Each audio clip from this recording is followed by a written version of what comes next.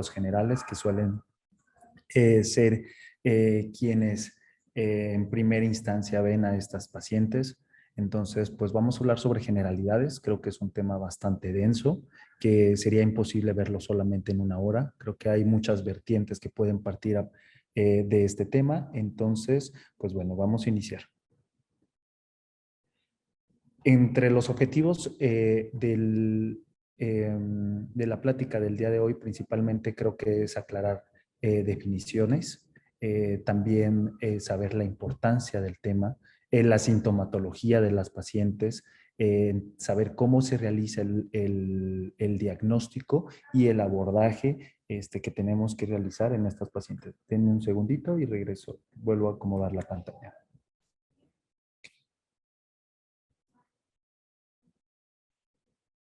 para poder visualizar mejor.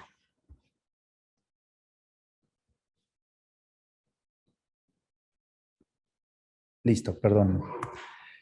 Pues bueno, empecemos ahora sí de lleno ya con el tema. Vamos a hablar sobre la definición. Creo que la definición no va a variar acorde a cada país. Normalmente siempre se basa principal en la definición que declaró la Organización Mundial de la Salud, que es la menopausia. Esta, cuando es fisiológica, se define cuando hay un cese permanente de la menstruación en un periodo más allá de 12 meses consecutivos. ¿Qué quiere decir esto? Una paciente que ya tiene más de 12 meses de amenorrea, prácticamente podemos determinar que es una paciente menopáusica y sin alguna causa patológica. Que nos dice en cambio la guía de práctica clínica, prácticamente les comento, no difiere del término dado ya por la Organización Mundial de la Salud. Pero aquí importante recalcar cómo ellos determinan que la media en México es aproximadamente a los 49 años de edad. ¿Por qué es importante este tema? Quiero que analicemos estas gráficas, esta pirámide poblacional. Vemos que en el 2021 aproximadamente somos 7.874 millones de habitantes en el mundo. En porcentaje, las mujeres arriba de los 50 años de edad representan el 12.7% y lo vamos a comparar con la gráfica mexicana. Esto es el reporte dado por el INEGI en el 2020, con una población mexicana estimada en ese entonces de 126 millones de habitantes en esta nación. Y vemos que el porcentaje que corresponde a mujeres superiores a los 50 años es del 11.7%. Entonces, estamos hablando que aproximadamente 14.700.000 mujeres en nuestro país están en el periodo posmenopáusico si nos basamos en la media de edad de la menopausia en México. Estos son unos términos que pueden llegarse a confundir y que es importante que aclaremos. ¿Qué es la perimenopausia? ¿Qué es el climaterio? ¿Qué es la posmenopausia? ¿Y qué es la menopausia per se? Hablemos primeramente de la perimenopausia. ¿Y por qué los vamos a definir? Porque en muchas ocasiones, principalmente hay dos términos que se pueden llegar a confundir, lo que es climaterio y lo que es menopausia. Hablando de la perimenopausia, normalmente este es un intervalo que precede precisamente a la menopausia. Se puede presentar de 2 a 8 años previos a que se instaure ya la menopausia y es aquí cuando empiezan a darse todos estos cambios endocrinológicos y físicos que va sufriendo la mujer con el paso de los años y que va a dar pie precisamente a la menopausia. Como media, a nivel mundial, tenemos que la menopausia ocurre a los 51 años de edad, ya la definimos, que es el cese, es aquel periodo ya que va después del cese o de un periodo de amenorrea de 12 meses. Vemos que también la edad o se puede instaurar desde los 45 hasta los 55 años y esto va a depender de muchos factores, factores raciales, también factores personales patológicos. Tenemos que analizar si la paciente presenta o no alguna enfermedad. Ya hablaremos más adelante del por qué ocurre precisamente la menopausia y cómo se asocia principalmente a todo este recuento folicular que va a tener la mujer y cómo estos folículos ováricos se van perdiendo y esto es lo que va a propiciar precisamente a que se instaure el periodo menopáusico. La posmenopausia pues se va a definir precisamente a este periodo después de los de que se instaura ya la menopausia y normalmente se habla de una menopausia, posmenopausia temprana, una posmenopausia tardía, pero bueno, toda aquella mujer ya a quien se encuentra, que ya hubo cese precisamente de su ciclo menstrual, más allá de los 12 meses, pues estamos hablando precisamente de una mujer posmenopáusica. Y el climaterio, que es precisamente el que llega a confundirse con el tema que nos compete, pues estamos hablando que el climaterio son todas estas etapas. Entonces, pues bueno, ya definiendo un poco estos términos, veamos esta gráfica de la edad reproductiva de la mujer, cómo la podemos llegar a dividir en fases, una etapa reproductiva, incipiente, máxima, tardía, aquí hablando sobre la perimenopausia, una incipiente, una tardía, y cómo esto se puede relacionar principalmente, vemos aquí en cuanto a la relación que tiene precisamente con la FSH, cómo se encuentran sus valores durante estas fases, principalmente en la etapa reproductiva. Encontramos que los valores de FSH, pese a que van a tener cambios precisamente por el mismo ciclo hormonal y puede ser este valor diferir acorde en el día del ciclo menstrual en el que se encuentre, pero bueno, teniendo esto, veremos que sus rangos acorde al ciclo van a ser completamente normales. Pero desde la fase reproductiva tardía y en la perimenopausia, empieza a haber un incremento precisamente de la FSH y en las pacientes posmenopáusicas este valor se incrementa inclusive teniendo valores superiores al 10 veces más de lo que pudiéramos encontrar en una etapa reproductiva incipiente o en una etapa reproductiva máxima.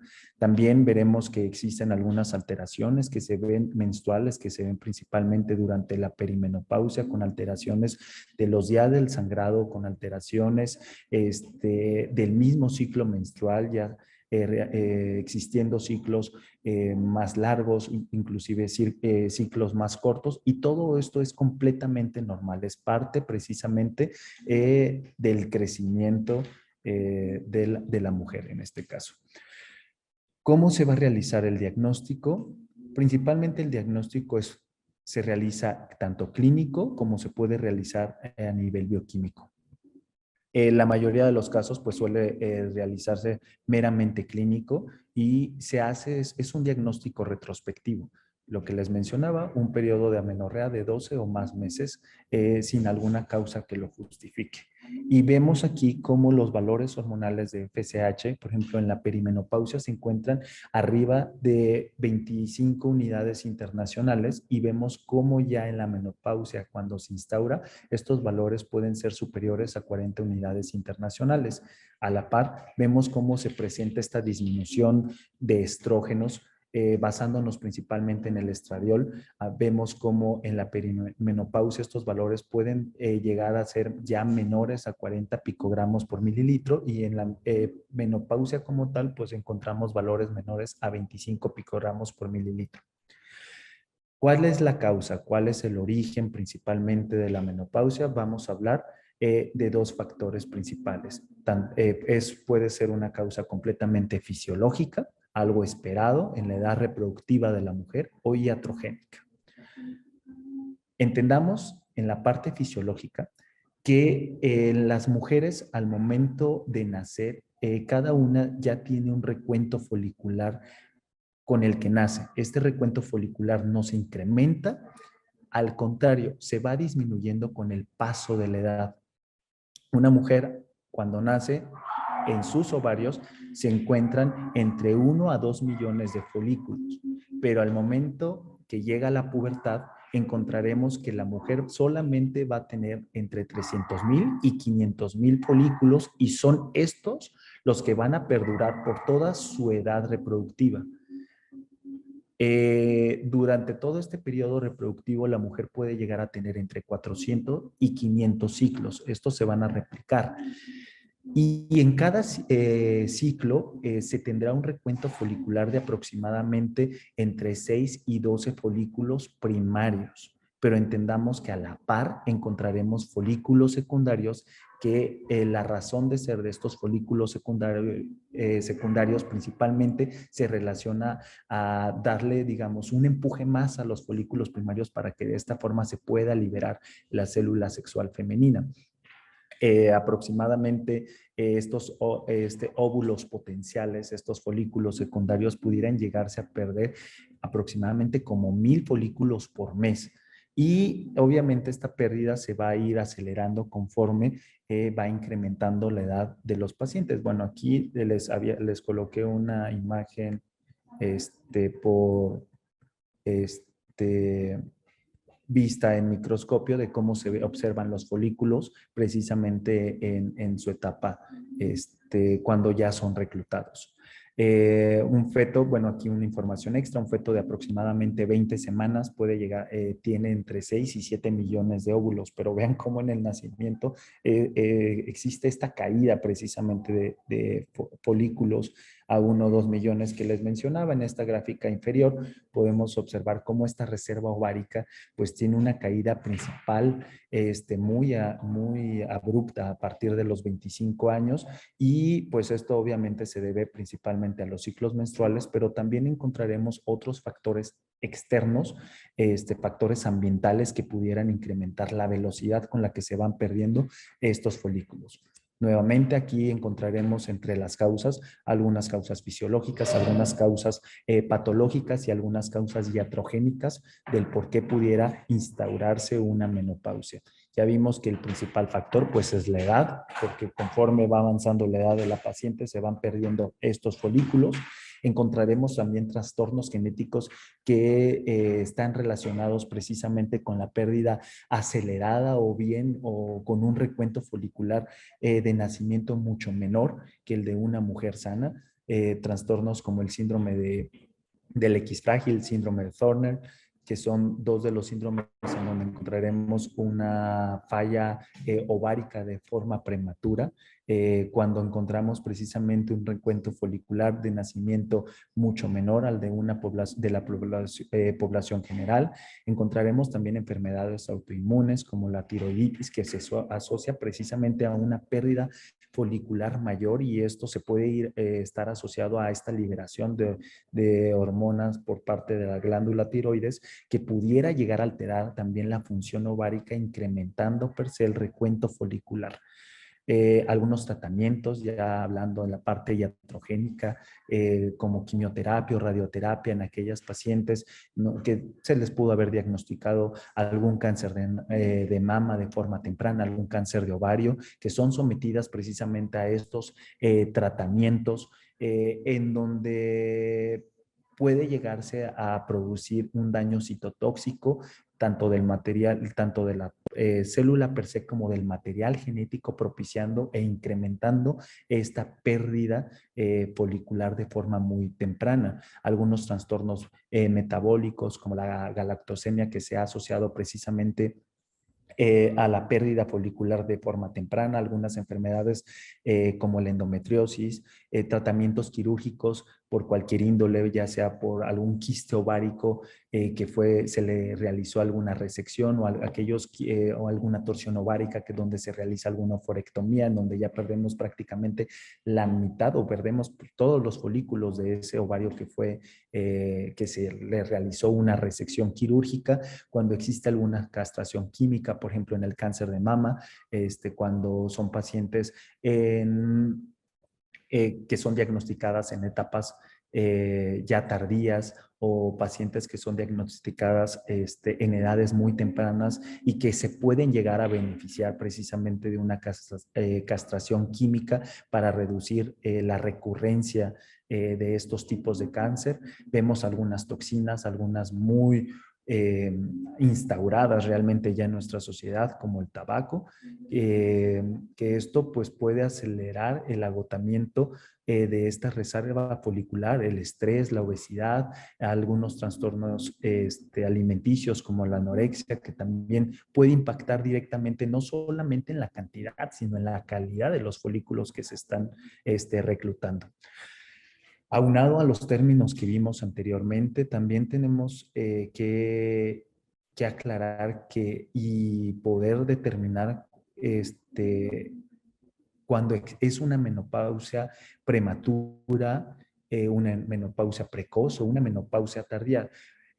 Todos estos grupos o estos rangos de edades que coloqué, perdón, no hay que tomarlos de forma tan objetiva, en sentido de que sí tenemos que analizar perfectamente en qué población nos estamos basando. Si bien ya están determinados para una población general, pero es importante analizar frente a qué población nos estamos enfrentando. Lo que les mencionaba hace un momento, o sea, la media mundial es de 51 años, pero aquí en México la media es de los 49 años. Entonces, por ejemplo, si tomamos a una mujer mexicana, estamos hablando que si ponemos, si su menopausia ocurrió a los 49 años, y nos basamos precisamente en estos términos por edad, sería una paciente que tenía una menopausia temprana, pero realmente pues es la media de México. La referencia mundial, como les mencioné, 51 años, 50, 51, pero bueno, lo que sí es importante es que una menopausia prematura o precoz, cuando esto es inferior a los 45 años, pudiera comprometer a la paciente en sentido de que, pues al final de cuentas, sus niveles estrogénicos van a disminuir y esto pudiera propiciar a que se incrementen precisamente factores de riesgo para otras patologías. En este caso, hablando de la patología cardiovascular, teniendo en cuenta que los estrógenos tienen un factor protector. Son pacientes que tienen un riesgo incrementado para presentar alguna fractura porque precisamente son pacientes que empiezan a perder densidad ósea a una edad mucho más temprana. Aquellas pacientes que tienen una menopausia tardía arriba de los 55 años, que eso sí, sí está ya como muy, muy establecido. Pero, ¿qué es lo que sucede en estas pacientes? Pues principalmente son cambios hormonales, hablando cuando ocurre de forma fisiológica, ¿va? Entendamos que no solamente en cuanto al eje hormonal hablaremos no solamente de FSH, LH, estrógenos y progesterona, que creo que es lo que estamos acostumbrados más cuando hablamos sobre el ciclo ovárico. También es importante que veamos otra hormona que es secretada por las células de la granulosa, precisamente de los folículos, que es la inhibina. Y la inhibina precisamente tiene una acción para disminuir, que no se libere, que no tenga esta secreción pulsátil por las células gonadotrópas de la FSH, sino que esta inhibina ayuda precisamente a modular la secreción de la FSH. Entonces, a partir de los 35 años, observamos cómo empieza a haber un decremento de la producción y también de la calidad de la inhibina. Por ende, no se puede llegar a suprimir de forma adecuada la secreción de la FSH y esto permite que exista una secreción pulsátil mucho mayor y esto acelera todavía más el proceso de pérdida de los folículos. Pudiera presentarse precisamente en este periodo un incremento inclusive de hormonas sexuales, en este caso estrógeno principalmente, pero esto es algo completamente fisiológico. Entonces, este incremento de FSH pues recluta más folículos, entonces todo esto acelera a que se vayan perdiendo a partir de los 35 años a una velocidad todavía mayor. Ya una vez que esta reserva ovárica empieza a disminuir de manera considerable, empezamos ya a tener alteraciones bioquímicos de los niveles de las hormonas sexuales, tanto de estrógenos como progesterona, y estos niveles van a ir en decremento, van a ir disminuyendo durante el periodo perimenopáusico, que es esto lo que nos da principalmente toda esta sintomatología perimenopáusica. En cambio, veremos que las hormonas como FSH y LH van a ir incrementando precisamente durante esta etapa.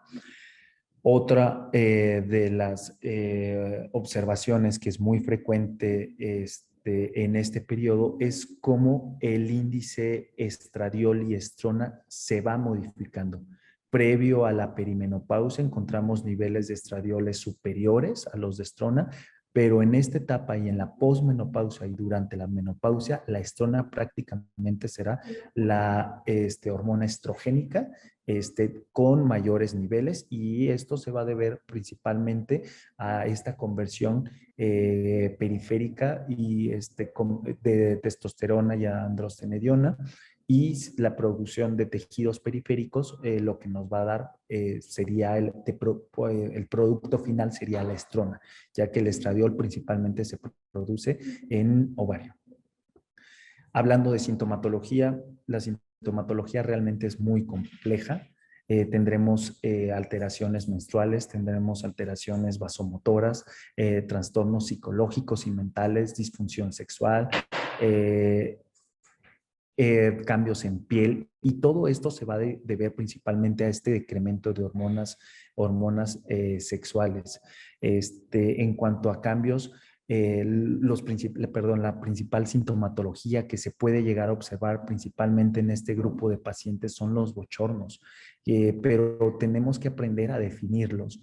Los bochornos precisamente es un periodo donde existe un incremento de la temperatura, y esto se debe a una mayor vasodilatación en piel, lo que da esta sensación. Suele ser periodos de 5 a 10 minutos en donde se siente precisamente como una calor, un calor, perdón, este, que inicia principalmente en la parte superior, en cara, principalmente se puede llegar a ver inclusive el enrojecimiento en zona malar, y todo esto se puede llevar deber a diferentes causas, a un aumento de estrógenos, porque recordemos que durante esta etapa tendremos fluctuaciones en su concentración y no habrá una supresión de forma adecuada aún, a un incremento de noradrenalina, a un aumento de la misma serotonina. Entonces, todo esto es lo que nos va a llevar precisamente a presentar estos bochornos, que son uno de los principales síntomas que presenta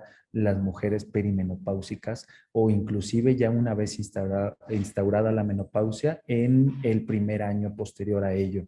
Aunado con los bochornos, otro de la sintomatología que se acompaña muy frecuentemente es la diaforesis. Se presenta en 90% de los episodios de calor que presentan estas mujeres. Hay un incremento de entre 7 a 15 latidos por minuto cuando se presentan estos periodos. Hay aumento de la presión sistólica, palpitaciones. Suele ser un periodo en donde también incrementa la irritabilidad y periodos de ansiedad. Entonces, vemos cómo es un impacto que pudiera afectar inclusive la calidad de vida de estas pacientes.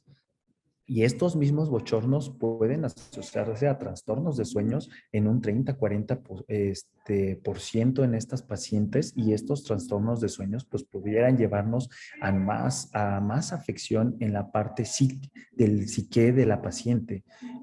Hay otra de la sintomatología que es muy presente, que está muy presente en el 67% de las mujeres, que es el dolor en articulaciones y la rigidez que empiezan a presentar precisamente, que esto pudiera darle como esta sensación y eh, sentimiento de sentirse ya viejas precisamente por este dolor que anteriormente pues no lo presentaban, y aunado al hipoestrogenismo que presentan las pacientes, pudiera haber una disfunción sexual que se presenta entre un 42 a un 82% de las mujeres durante la perimenopausia. En cuanto a los cambios del patrón menstrual, vemos que se manifiestan en el 50% de las pacientes, y precisamente se refiere más a irregularidades menstruales, tanto en cuanto al sangrado, en la cantidad del sangrado, los días de sangrado. Suele haber periodos precisamente de ciclos mayores, ciclos menores, pero esto es completamente normal. Lo que aquí sí me gustaría aclarar es que cualquier mujer posmenopáusica, principalmente si presenta un sangrado, se requiere realizar un abordaje para poder determinar si este sangrado no pudiera ser de origen maligno. En aquellas pacientes que presentan sangrado en la posmenopáusica, en el periodo posmenopáusico, en un 10% pudieran asociarse a alguna malignidad, en este caso hablando del cáncer de endometrio. Entonces sí es importante que esto lo tengamos en cuenta porque toda mujer posmenopáusica con sangrado tenemos que descartar cáncer de ovario a todas. Y la forma de realizarlo, pues primero es realizando un ultrasonido transvaginal para poder valorar el engrosamiento del endometrio y poder determinar a partir del corte. El corte realmente no está como muy establecido, cada vez puede llegarse bueno, con el paso de los años se han dado cortes de inclusive 7 milímetros. Actualmente se cree que si una paciente presenta un engrosamiento endometrial y es una mujer posmenopáusica y tiene sangrado, si el endometrio mide más de 5 milímetros, amerita una biopsia de endometrio. Entonces, para poder descartar cualquier malignidad, entendamos precisamente que durante todo este periodo pudiera llegar a presentarse alteraciones endometriales, principalmente hiperplasia atípica, que es lo que más nos preocupa en ese sentido de que pues esto pudiera propiciar a que se presente un cáncer de endometrio en edades o en años futuros. En cuanto a la esfera psicosocial, pues el climaterio y menopausia se ha observado que existe un mayor riesgo para un trastorno depresivo. El riesgo se incrementa 3 a 1 comparado con la misma mujer en edad reproductiva. Se incrementan los periodos de ansiedad. Y en cuanto a los factores de riesgo, principalmente son que presentan trastornos de sueño, el estrés, la condición socioeconómica, algunas toxicomanías como el tabaquismo y también si estas pacientes o no presentan sintomatología vasomotora, porque definitivamente pues al presentar sintomatología vasomotora pues esto afecta directamente su calidad de vida e incrementando precisamente todos los cuadros, incrementando sí pues el riesgo de presentar algún cuadro depresivo. Hay que también tener en cuenta también el historial de la paciente, si previo a la instauración de su menopausia presentaba o no cuadros depresivos previamente, algunas otras toxicomanías como el consumo de marihuana. Entender también la parte laboral, la parte familiar de la paciente, nos pudiera ayudar para poder determinar si es una paciente que pudiera tener mayor riesgo de presentar precisamente algún trastorno depresivo que ya vimos pues que es muy, muy frecuente en este grupo de pacientes. En cuanto a la parte fisiológica, precisamente, sí hay un componente bioquímico en sentido de que los estrógenos al final de cuentas pueden llegar a tener una regulación respecto al estado de ánimo, ya que se encuentran receptores estrogénicos distribuidos por todo el cerebro. Entonces, sí pudieran tener estos un papel al regular el humor, no solamente de la mujer, también del hombre. Entendamos que también es una etapa en donde sufren el síndrome del nido vacío, donde hijos suelen irse a estudiar fuera, donde hijos se casan, entonces se quedan normalmente mayor tiempo solas. Hay un periodo hasta cierto punto de inactividad, ya que también encontramos que en este grupo de pacientes, muchas de ellas van precisamente a cesar sus cuestiones laborales. Observemos que también el periodo ya no tienen como la misma energía para realizar alguna actividad física, entonces empiezan a disminuir como todas sus actividades del día al día y todo esto puede llevar a incrementar precisamente todos estos factores negativos en cuanto al estado psicológico de la paciente. Pero ¿qué pasa a nivel genital? Bueno, hay por el estado hipoestrogénico en el que se presenta la paciente, existe una disminución de la sensibilidad. Encontramos una mucosa vaginal atrófica que pierde elasticidad, que todos estos pliegues que presentan y donde se encuentran glándulas que producen precisamente la lubricación para la vagina se van perdiendo con el paso del tiempo, se pierde el colágeno, por ende hay una disminución también de elasticidad de la vagina. Y no solamente la vagina, sino esta pérdida de colágeno pudiera afectar también a los órganos pélvicos que se encuentran incrementando el riesgo de prolapso, El pH se suele incrementar a mayor a 4.5, lo que pudiera incrementar inclusive también el riesgo de presentar infecciones vaginales. Son pacientes que presentan episodios de dispareunia y esto pudiera asociarse principalmente a la disfunción sexual que ellas presentan. Alteraciones urogenitales es justamente el periodo en donde se incrementa la incidencia de presentar cuadros de incontinencia, infecciones recurrentes, urgencias urinarias, disuria y bueno, lo que les mencionaba que al perder precisamente este factor benéfico de los estrógenos respecto al colágeno, pues se incrementa el riesgo de órganos pélvicos, lo que pudiera pues llegar a incomodar bastante a las pacientes. Hablando de sexualidad, me llamó la atención y les coloqué este estudio sentido de que creo que es uno de los temas más castigados en las pacientes menopáusicas, ya que como sociedad per se creemos que una mujer posmenopáusica o menopáusica pierde completamente el apetito sexual, pero veamos en este estudio que que se realizó en mujeres de 42 a 52 años, en donde prácticamente el 72% de las pacientes en este rango de edad eran sexualmente activas al inicio del estudio. Con el paso del tiempo fueron perdiendo el deseo en un 71%, pero llamó la atención precisamente que el tema de masturbación se incrementó principalmente en las mujeres menopáusicas. Entonces estamos hablando que no es una pérdida del líbido como tal, sino se presentan otros factores que son los que pudieran asociarse principalmente a esta pérdida del deseo. Entre los principales factores pues son todo este tema de alteraciones a nivel vaginal con la pérdida de elasticidad, con la presencia de dolor al momento de estar durante el acto sexual. Hay otras alteraciones que tenemos que analizar o las comorbilidades que presente la paciente y obviamente también empieza a haber una disminución de los niveles de testosterona que esto pudiera llevar precisamente a que con el paso de los años sí disminuye el apetito sexual conforme van disminuyendo los niveles de testosterona en las mujeres.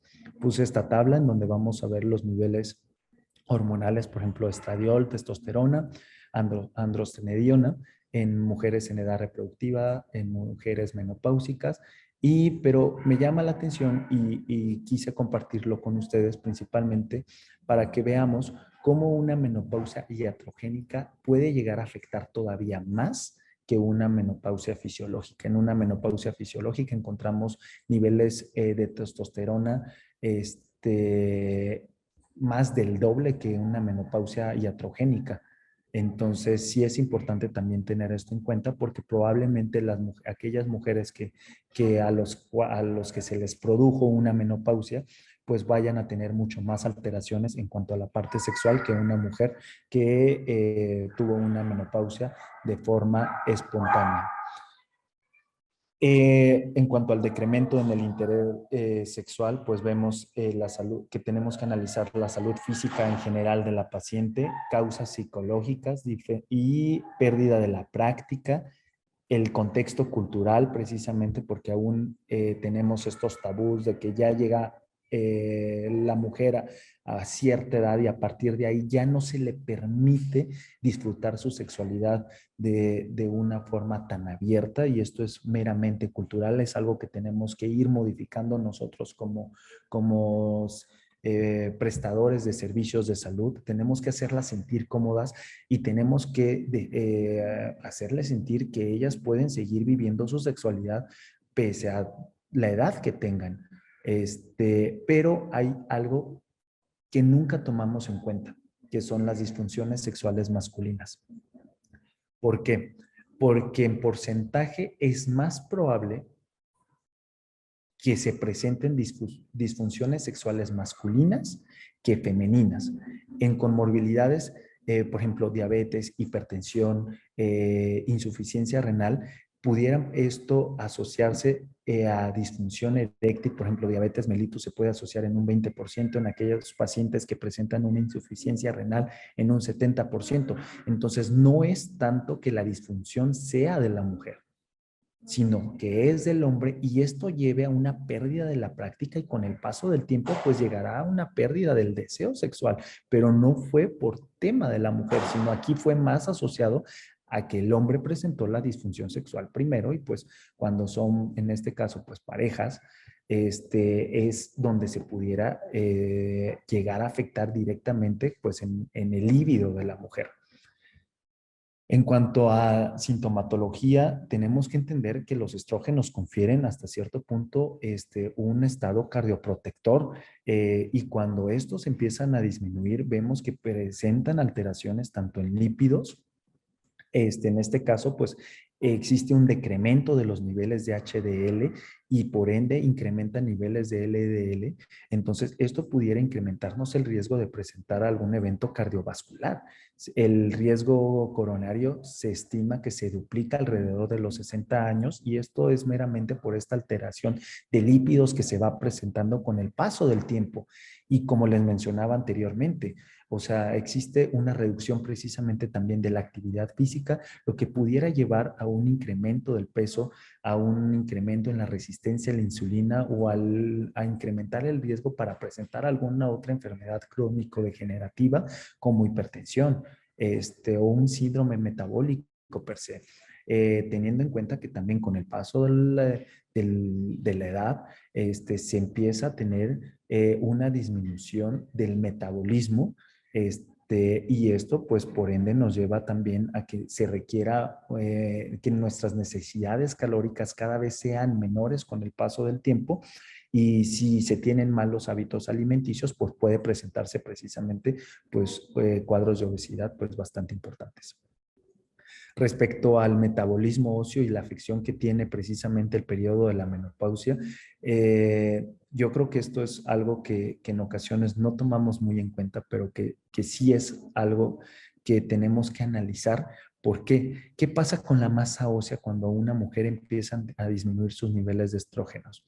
Vemos que con el paso del tiempo, esta masa ósea va disminuyendo. Aproximadamente se cree que disminuye cada año entre 0.4%.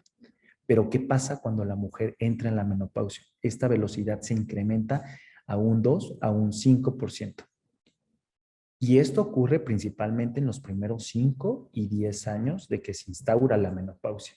Ya posteriormente, arriba de los 60 años, vemos que esta velocidad disminuye 1%. Pero estamos hablando que durante un periodo de 5 a 10 años hubo un decremento en cuanto a la calidad ósea bastante importante.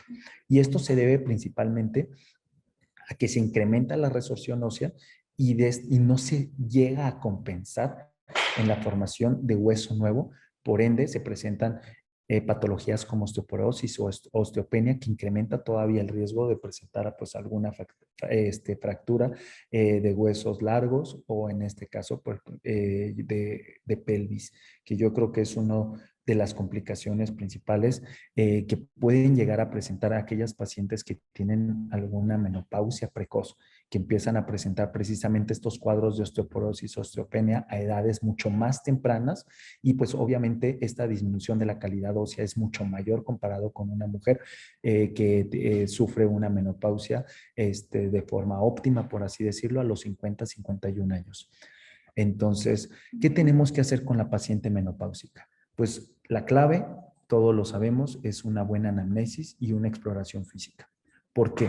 Porque en estas pacientes tenemos que identificar los factores de riesgo que presenta cada una de ellas para nosotros poder determinar qué es lo que vamos a hacer, cuál va a ser el abordaje de esa paciente, qué estudios se vamos a tener que realizar, con qué frecuencia, porque podemos hablar de tamizajes que ya están bien establecidos, como la citología cervical, la mastografía, la densitometría ósea, pero ¿por qué no hablar también de estudios o bioquímicos para analizar el estado general de salud de la paciente? Que si bien esto no está establecido, pero si tenemos antecedentes de resistencia a la insulina, si tenemos antecedentes heredofamiliares de mujeres o de familiares con diabetes, con hipertensión, pues tenemos que ver con qué frecuencia vamos a analizar estas pacientes para poder detectar de forma oportuna Y pues en algunos casos, hablando por ejemplo en la parte metabólica, realizar cambios principalmente en estilo de vida, algún decremento de peso que pudieran impactar directamente para que no se instaure enfermedades o alguna comorbilidad en estas pacientes. Por ejemplo, en cuanto a la osteoporosis o osteopenia, es importante también analizar los antecedentes heredofamiliares, saber si existe o no fracturas de cadera en familiares, en mujeres, en la familia, y poder determinar si la paciente o no presenta precisamente no un incremento elevado del riesgo de presentar una osteoporosis en edades tempranas. Saber también su estilo de vida, si fuma, si bebe alcohol y el impacto que esto puede tener no solamente en la calidad del hueso, sino también pues, en algunas otras alteraciones. Por ejemplo, observamos en muchas ocasiones, ya ahorita que tocaremos el tema de sobretratamiento, sobre terapia hormonal de reemplazo, en muchas ocasiones creo que satanizamos demasiado precisamente esta terapia hormonal y el riesgo que puede llegar a presentarse respecto al cáncer de mama, que se cree que se incrementa. Pero si no lo analizamos, realmente el incremento del riesgo con terapia hormonal de reemplazo es mucho menor si lo comparamos con el riesgo que presenta el tabaquismo o que presenta el alcoholismo o inclusive que presenta la misma obesidad respecto al cáncer de mama. Entonces, sí es importante entender frente a quién nos encontramos para poder determinar y realizar un abordaje de manera individualizada. Respecto al tratamiento, lo más importante que tenemos que entender es que tenemos que atender la sintomatología. ¿A qué me refiero con esto?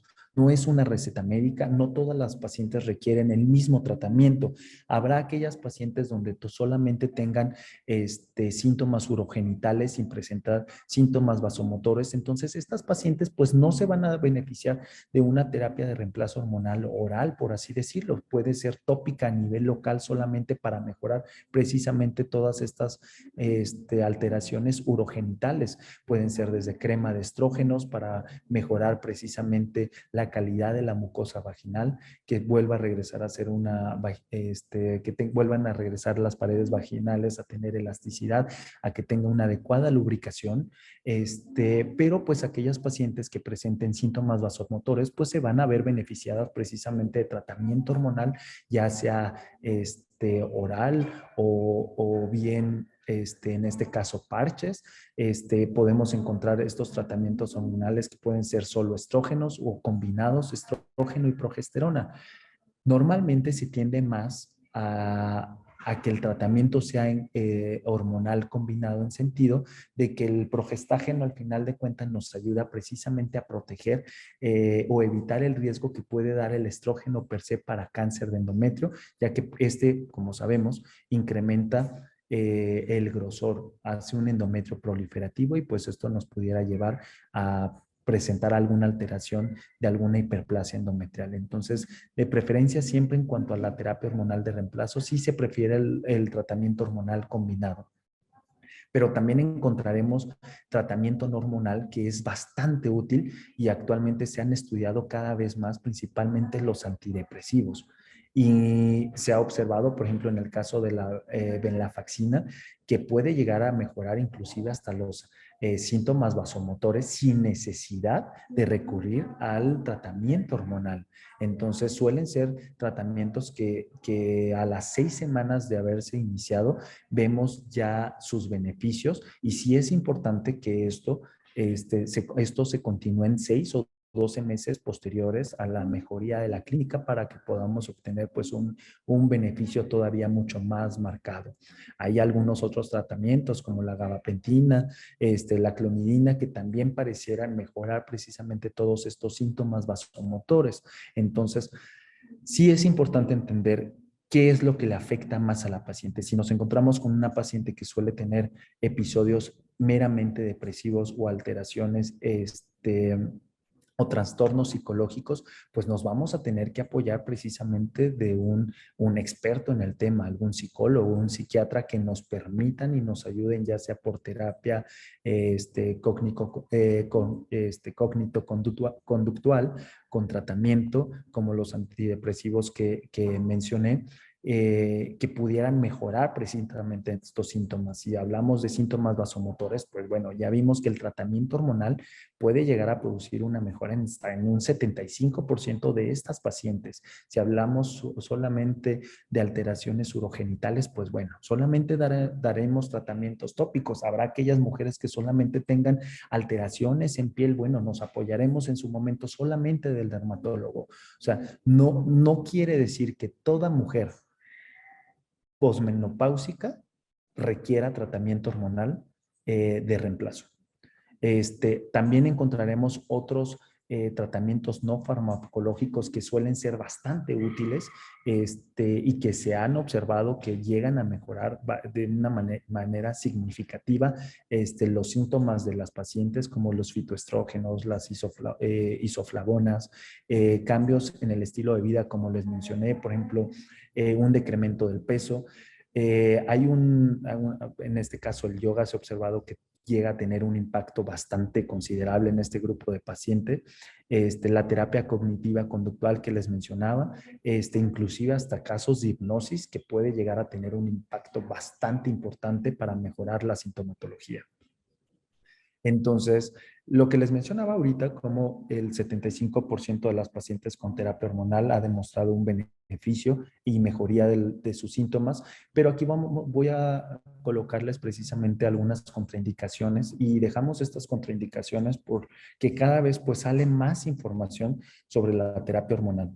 Lo que les mencioné, por ejemplo, en cáncer de mama, que sí, o sea, sí existe un incremento del riesgo, pero sí tenemos que analizar beneficios. Si es una paciente donde no tenemos ningún antecedente de cáncer de mama y los síntomas vasomotores impactan directamente sobre la calidad de vida de la paciente al grado que la puede llegar a incapacitar, pues tal vez esta paciente per se sí se beneficia de la terapia hormonal de reemplazo. Inclusive en aquellas mujeres en donde se ha observado que ha habido antecedentes heredofamiliares de cáncer de mama, que se les han administrado terapia hormonal de reemplazo, se ha observado que el incremento del riesgo es prácticamente igual que el de una mujer posmenopáusica. Pero si estamos hablando de una mujer que ya tuvo un antecedente de cáncer de mama, sí, a este grupo de pacientes definitivamente no se les puede brindar terapia hormonal de reemplazo. Pacientes en los que se ha observado un engrosamiento endometrial no estudiado, preferentemente primero se estudia, se toma la biopsia. Si hay un caso de hiperplasia endometrial, no se les brinda tampoco tratamiento hormonal de reemplazo hasta que tengamos un diagnóstico. Bueno, en el caso del engrosamiento, pues no se da hasta que tengamos un diagnóstico precisamente del por qué es este engrosamiento. Si no solamente nos reportan hiperplasia endometrial, es importante analizar si es atípica o no atípica para nosotros poder determinar si se puede o no darse. En aquellas pacientes que tengan alguna enfermedad tromboembólica, lo ideal no es dar el tratamiento de reemplazo hormonal, porque si per se la menopausia puede incrementar el riesgo de tromboembolismo, con el uso de terapia de reemplazo hormonal todavía se incrementa mucho mayor.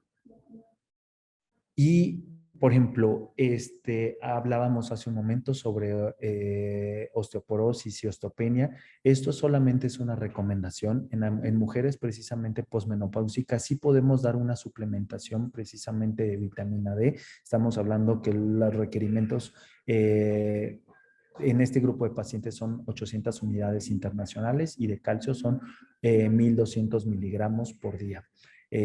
Pero sí tenemos que analizar acorde a sus densitometrías óseas para nosotros poder determinar si requiere o no requiere algún tratamiento todavía un poco más agresivo, en sentido de dar bifosfonatos o dar moduladores selectivos de los receptores estrogénicos, en este caso el raloxifeno, que es el que sí está aprobado precisamente para disminuir el riesgo para tratar cuadros de osteopenia y osteoporosis en este grupo de pacientes.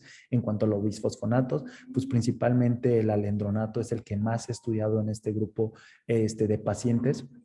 pero vemos también el beneficio del ácido solendrónico. Y algo que llama la atención principalmente en estos dos grupos de pacientes es que, por ejemplo, en algunas pacientes que pudieran llegar a tener, hablando nuevamente de cáncer de mama, que pudieran llegar a tener micrometástasis óseas, se ha observado que inclusive estos dos tratamientos pudieran revertir esas micrometástasis óseas que pueden llegar a presentar las pacientes al momento del diagnóstico. Entonces, pues bueno, están estas alternativas de tratamiento que se deben de dar si se requieren cuando encontramos ya densitometrías bastantes o una densidad ósea bastante afectada precisamente en las pacientes posmenopáusica. La terapia de reemplazo hormonal definitivamente impacta en cuanto a la calidad del hueso, pero algo que quiero que sí se queden es que toda paciente posmenopáusica, vitamina D y calcio. Entonces, ya ahorita, para concluir y darles espacio para sus preguntas, pues quiero que entendamos que la perimenopausia, en ocasiones creo que, y la menopausia y el periodo posmenopáusico, en muchas ocasiones los catalogamos o tenemos como de forma colectiva, como sociedad, los vemos como una patología, pero entendamos que solamente es una etapa más de la vida de una mujer.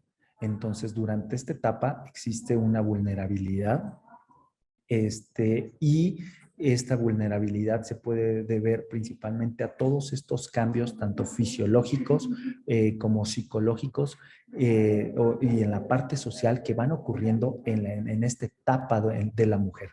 Estos alteraciones o esta disminución de hormonas sexuales circulantes, van a impactar no solamente en el cese de del ciclo menstrual como tal, en el cese de la menstruación, sino van a impactar tanto a nivel de hueso, a nivel cardiovascular, a nivel neurológico, y por ende van a existir cambios biológicos en piel, en la elasticidad de la misma, en calidad de la mucosa, en este caso, tanto vaginal y por ende disminución de la lubricación, alteraciones a nivel de la sexualidad. Entonces, sí quiero que entendamos también lo que les mencioné hace un momento, que no tenemos que dar por hecho que estas pacientes son sexualmente inactivas, sino son pacientes que per se todavía persisten con este apetito y tenemos que tener esa mente abierta para tocarlo y tratar de no hacerla sentir incómoda al momento de que se pregunte en consulta. Tenemos que tratar de evitar cualquier estereotipo que es creado en este grupo de edad, porque realmente eso puede tener un impacto psicológico importante en este grupo de pacientes. Y pues es todo por el momento. No sé si gusten realizar preguntas. Veo que hay comentarios, pero déjenme tratar de cerrar para poderlos leer. Listo, pues muchas gracias, Víctor, por esta gran ponencia. Sin duda nos amplía todo el panorama de que no solamente es un diagnóstico ahí per se de, ya está menopáusico. O sea, ya vimos que es un gran espectro, pues como dice ya la OMS, ¿no? Bio, psicosocial e incluso espiritual. Entonces, pues gracias por la ponencia. La doctora Graciela Gutiérrez tiene su mano arriba, doctora. La escuchamos. Ok, buenas noches a todos. Gracias. Felicidades, doctor, porque lo dio su tema ampliamente reconocido de todas las patologías más frecuentes. Y mi pregunta es esta: ¿qué tratamiento de terapia de reemplazo hormonal le puedo dar? ¿Qué combinaciones a una persona menopáusica precoz por teratomas ováricos? Cuando, ¿sí me escuchan? Sí, no Sí, cerré el sí. micrófono, ¿verdad? En este caso, yo creo que si es una menopausia precoz, estamos hablando, asumo que tiene menos de 40 años, ¿verdad? Sí, sí, tiene 38. Ok, y ella tuvo resección de ambos ovarios. De los dos. De los dos. Yo creo que ella sí se beneficiaría definitivamente del tratamiento hormonal, de la terapia de reemplazo hormonal oral, porque la edad en la que está, precisamente sí puede llegar a incrementar. Yo creo que con ella el tema principal es que no se pierda precisamente este estado cardioprotector que confieren los estrógenos, bueno, a nivel cardíaco como a nivel óseo. Creo que sería lo más importante en buscar que tenemos que buscar en ella específicamente. En este caso, pues a cualquier combinado con estradiol o los estrógenos conjugados equinos suele ser un gran tratamiento precisamente para este grupo de pacientes. Ok. Bueno, sí, sí, porque ya empezó el tratamiento de reemplazo hormonal. Le dieron progilutón. Ok. Le dieron Y, y pues, parece que bueno, lo está iniciando. ok. Y por ejemplo, respecto a la sintomatología, no sé si tenga sintomatología vasomotora. Tuvo, yo pienso que tuvo, pero como le digo que me dio mucho gusto que usted lo abarcó grandemente, porque lo que es el problema de ansiedad y de depresión, nunca se lo atribuyeron a lo de la perimenopausia, sino lo atribuyeron a cosas diferentes, menos a la perimenopausia. Bueno, el tratamiento que tiene yo creo que no le va a ayudar pues bastante, pero sí, o sea, es que lamentablemente creo que solamente en ocasiones nos basamos en la parte biológica, qué cambios existen a nivel de vagina, qué cambios existen a nivel, inclusive cada vez le prestamos más atención a la piel, ya también para no hacer la charla más prolongada, pero pues vemos que en piel empiezan a aparecer hiperpigmentación, que inclusive hay pérdida del cabello, Sí, y todo esto es debido precisamente a esta disminución de hormonas sexuales femeninas. Entonces, el tema de neurología y hormonas sexuales creo que es algo que definitivamente nos va a dar una pauta bastante. Creo que el descubrimiento de receptores de estrógeno a nivel prácticamente en toda la corteza cerebral ha dado pauta precisamente a darle más importancia precisamente en este grupo de pacientes y a la importancia que tiene el estrógeno en cuanto al estado de ánimo de los pacientes.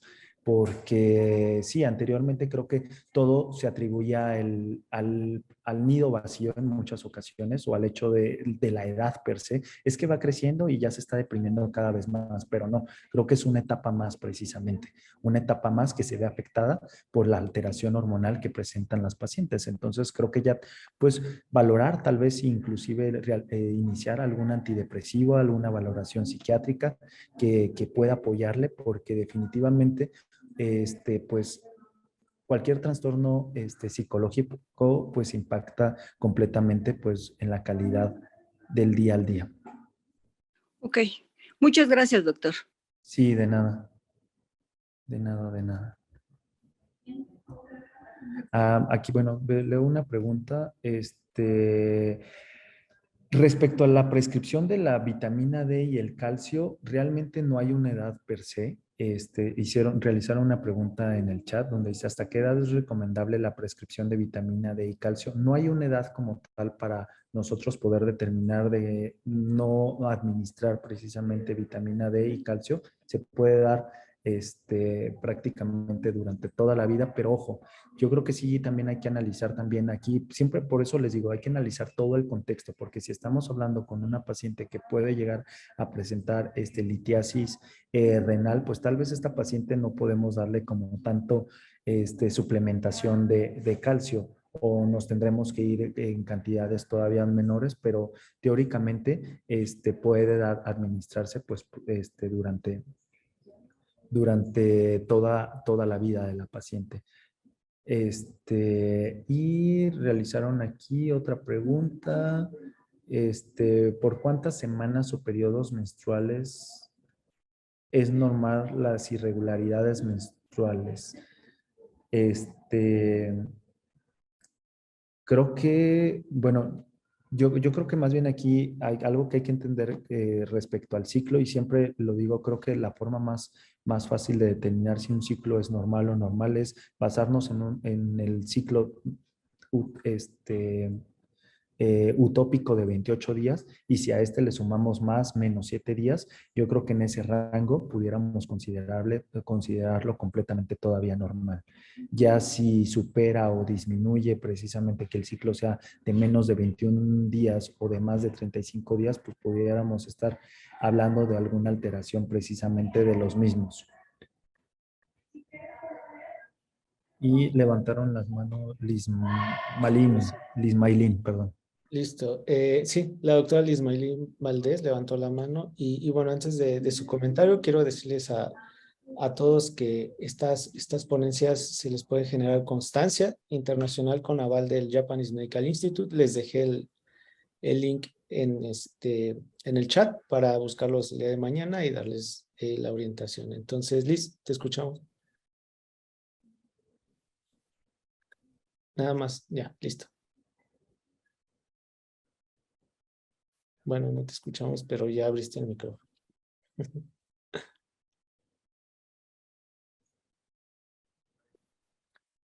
No, nada. ¿O tú la escuchas bien? No, ¿verdad? No, fíjate que no, Liz. pero...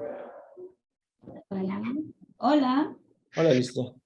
Hola, buenas noches. Una disculpa por no poder encender mi cámara por ahora, pero entro a comentar que muchísimas gracias por esta ponencia, doctor. Fue una ponencia magistral, la verdad, realmente muy amplia y muy enriquecedora para todos nosotros. Y también tengo una pregunta respecto a una paciente que tengo, que es una paciente de 48 años de edad, quien tenía un mioma intramural, el cual lo abortó y posteriormente se le hizo una torsión por medio de una espectroscopía. A esta paciente se le estaba dando, vaya, un tratamiento como si fuera una paciente menopáusica, porque se creía que era una paciente menopáusica. Hasta hace 3 meses que en el ultrasonido le salió un mioma. Posteriormente, este paciente continuó sangrando y tiene sintomatología de paciente menopáusica como tal. Sin embargo, se le hace nuevamente un ultrasonido endovaginal en el cual la paciente tiene ahora 7 miomas y considerados 2 de ellos como tumores. Ahora mi pregunta es, el tratamiento por supuesto es una histerectomía, pero mi paciente sigue sangrando con sangrados abundantes de cambio de más de 5 toallas al día. Ahora bien, a esta paciente, ¿cuánto tiempo tengo yo que esperar para que le realicen lo que es el tratamiento quirúrgico? Y si necesito continuarle a la paciente ya después de lo que sea la cirugía, un tratamiento menopáusico, o se le va a cambiar completamente. Yo creo que más... Sí, dime. Tiene obviamente anemia de 9.9. Ok, sí, yo creo que en este caso, me comentabas que ella estuvo en terapia de reemplazo hormonal, ¿no? Eso fue lo que te entendí, ¿no? Tenía tratamiento para anemia y se le estaban dando efectivamente hormonales para ver si con esto se trataba de disminuir el sangrado que ella venía presentando. Ok, ¿este tratamiento hormonal era combinado o eran solamente progestágenos o eran solamente estrógenos, sabes? Sí, eran progestágenos, solamente progestágenos. Ok. Mira, yo creo que, pero ella no, como tal, nunca había dejado de sangrar, ¿no? No, ella tenía periodos de 20 días sangrando y 5 o 10 días con manchado, y posteriormente nuevamente volvía a sangrar. Y en el último mes hubo un periodo abundante de 27 días sangrando constantemente, en el cual tenía coágulos, como un 20 veces el volumen de una moneda de 5 pesos. Ok, mira, yo creo que en este caso más bien sí hay que como analizar, vamos a ver dos cosas. Probablemente la paciente ni siquiera es una paciente, lo más seguro es que sea una paciente perimenopáusica, pero no una paciente menopáusica como tal, porque al final de cuentas, como vimos, es un periodo de amenorrea de 12 meses. Es una paciente que ha estado sangrando, que si bien tiene algún otro factor del por qué está sangrando, que en este caso es la miomatosis uterina, entonces, lo ideal, yo creo que sí, definitivamente sería el tratamiento quirúrgico. Si solamente se realiza la histerectomía como tal y se mantienen ambas gónadas, en este caso los ovarios, pues esta paciente va a continuar con su producción hasta que su cuerpo decida que ya no de estrógenos, entonces no creo ya necesario inclusive dar algún tratamiento hormonal, ya solamente esperar.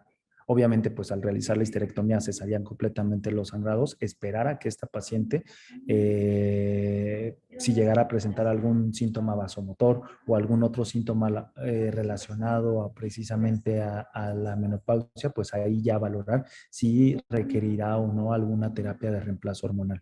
Pero yo creo que sí, definitivamente ahorita per se, lo que ella requiere principalmente pues es pues, atender la causa del sangrado, que en este caso pues pareciera que son los miomas.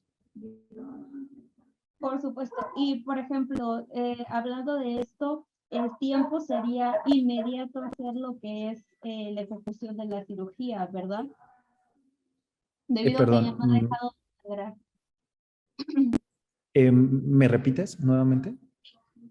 Si el procedimiento quirúrgico que se le realiza a la paciente sería de manera inmediata o poder esperar un mes, digo, es una paciente que sigue sangrando abundantemente, aunque ella esté en reposo.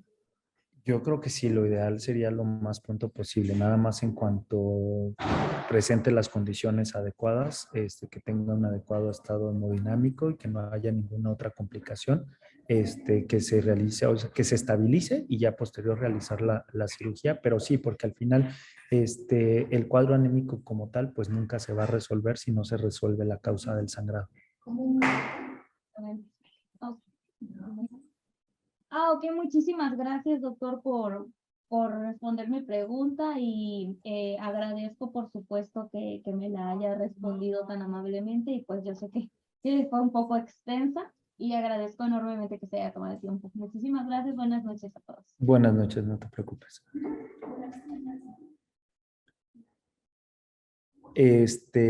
Bueno, aquí habían realizado una pregunta sobre si el tratamiento hormonal sustitutivo también sería por 6 semanas después de haber desaparecido la sintomatología vasomotora.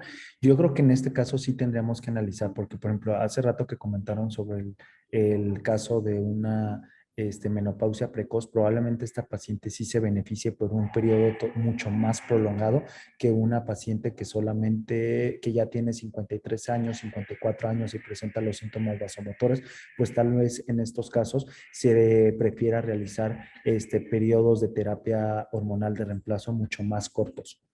Entonces sí creo que ahí sí se tendría que analizar completamente el caso completo para poder determinar la duración precisamente del tratamiento. No sé si tengan alguna otra pregunta. Hay otra pregunta, amigo, en el chat, que la repitieron 2 o 3 sí. veces. ¿Cuáles son los criterios de envío a un segundo nivel de atención? Pues principalmente yo le sugeriría que toda aquella paciente que ya una vez que ustedes inician precisamente, número uno, bueno, el sangrado. Si es una paciente menopáusica con sangrado, realizar, sí es importante canalizarla a segundo nivel en sentido de que se realice algún ultrasonido para poder determinar el origen de este sangrado, o si ustedes lo envían o a algún centro radiológico o a alguien que les realice el ultrasonido, poder determinar la causa y dependiendo de esto, pues ya determinar si es un engrosamiento, sí enviarla a segundo nivel para que se le pueda tomar su biopsia.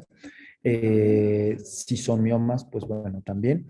La presencia de pólipos sería también una indicación para enviarse. Respecto a los síntomas, la sintomatología, por ejemplo, la parte vasomotora, si ustedes brindan terapia hormonal de reemplazo y esta no mejora, después de un tiempo ya de más de 6 meses, de más de 6 semanas del tratamiento, inclusive no tanto 6 semanas, podría ser inclusive hasta 3 meses, pues sí sería importante analizar porque tal vez se le tenga que realizar algún abordaje un poco más completo a ese tipo de pacientes. Y es como tal, yo creo que si es una mujer menopáusica sana, el control lo pueden realizar con ustedes. Pueden realizar una densitometría cada 3 años. Si las condiciones de la paciente, tanto económicas como la parte de que puedan tener acceso a que se pueda realizar alguna densitometría, si se puede realizar, con cada 3 años sería una forma adecuada para también valorar la parte de cambios en cuanto a la densidad ósea. Si es una paciente cardiópata, yo creo que a ella sí sería importante también que se le realice una atención en segundo nivel, principalmente porque, pues bueno, ella es una paciente que presentará un riesgo todavía mucho más elevado de presentar alguna cardiopatía. Esto todo va aunado a prevenir precisamente algún evento cardiovascular.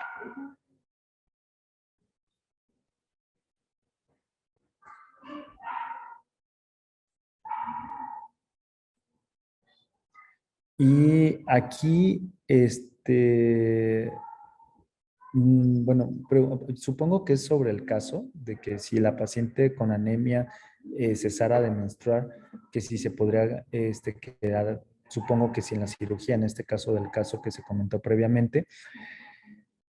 Yo creo que lo más importante precisamente es si deja si deja de tener este sangrado, pues sí podría omitirse la cirugía porque entendamos que muchos de la miomatosis uterina responde principalmente a actividad hormonal. Entonces, si es normalmente la mayoría de los miomas en etapas posmenopáusicas, muchos de ellos suelen presentar un tipo de degeneración.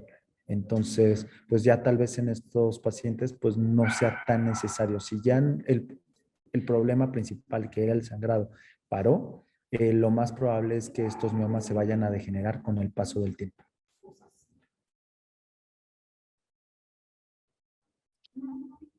Perfecto, pues muchas gracias, amigo, doctor, y pues felicitaciones de toda parte del país. Tenemos médicos en todos lados, inclusive de Latinoamérica. Y bueno, para finalizar, tenemos Clara Sánchez con la mano arriba. ¿La escuchamos?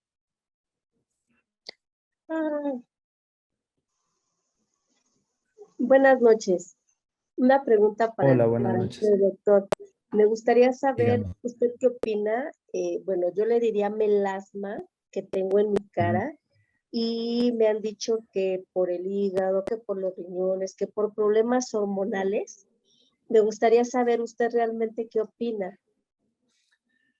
Mira, definitivamente bueno, si vemos el melasma puede presentarse en la mujer principalmente en 2 etapas. El embarazo y esto que se asocia principalmente a los niveles elevados de progesterona que pudiera incrementar la producción precisamente de melanina, y esto es meramente hormonal.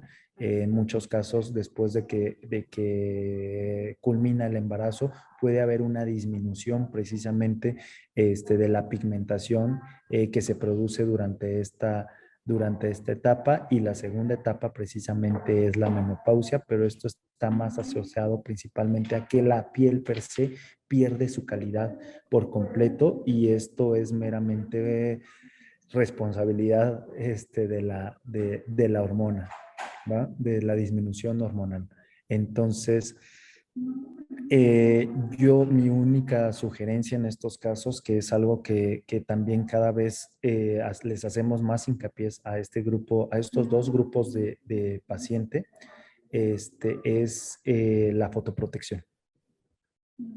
definitivamente creo que el uso de algún protector solar, de algún bloqueador solar, sí puede llegar a mejorar principalmente el tema del melasma.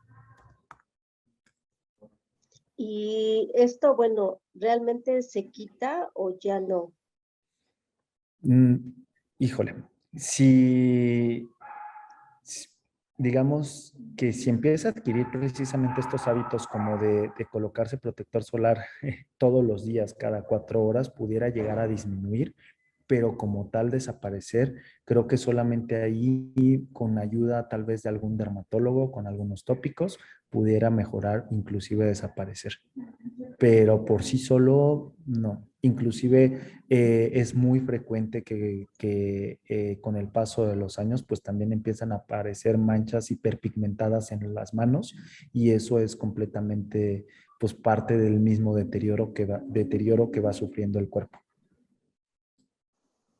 Ok, muy amable, doctor, gracias. Sí, de nada. De nada. Pues bueno, muchísimas gracias. Un placer estar con ustedes, haber estado con ustedes. Gracias, Espero de gracias. verdad que sí les haya aportado un poco de la información ahora sí que he adquirido durante estos años y pues un gusto y esperemos que no sea la última vez.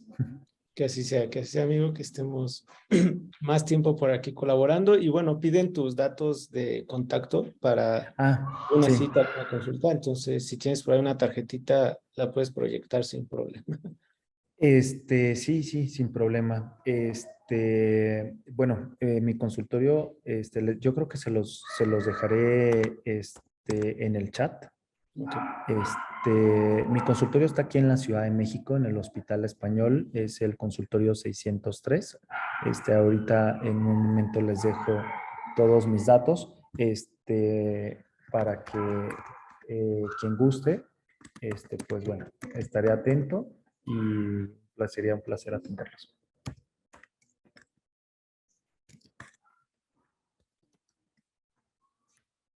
De cualquier forma, bueno, le haré llegar mi tarjeta, te la hago llegar a ti, Uriel, y pues nada más. Sí, se las hago llegar a todos los asistentes. Bien, Perfecto. pues gracias de nuevo, felicidades y bueno, les agradezco a todos los asistentes, más de 220 estuvieron en la sesión y bueno, nos estamos viendo para el siguiente martes con una masterclass con el doctor Acosta y el siguiente martes dentro de 15 días tenemos un tema de síndrome post-COVID, entonces los esperamos, se les va a llegar a hacer la invitación a todos ustedes y pues nada, saludos desde Ciudad de México y gracias de nuevo, Vic, estamos en contacto. De nada, Nos muchas vemos. gracias a ti, Bye. Uriel. Saludos, buenas noches.